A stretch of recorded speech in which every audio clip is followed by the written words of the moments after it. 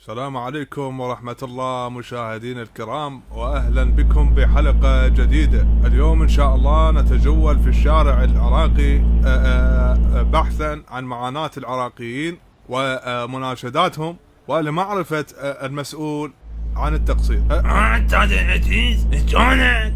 حياك الله حياك الله، شلونك أنت؟ والله الحمد لله بخير. شو تسوي هنا؟ والله قاعد أجدي. ليش ما عندك شغل رعاية شي؟ لا نعم عندي. شو عندك فهمني؟ والله عندي تاكسي مخليه بيستايق، وعندي محل بيعامل بس مو غريب، ابن اخويا، وعندي بيت مسوي بيه مجتمعات اثنين وإيجاره 600,000 في الشهر، وعندي رعاية 250. يعني تفضل هاك. يعني شو تريد من الله بعد؟ استاذ مو هذني الكلن جبتهن ماليش دعوة. والله ما ادري شو اقول لك. استاذ العزيز عيني، عوف عن شغلتك وتعال جد وياي احسن لك.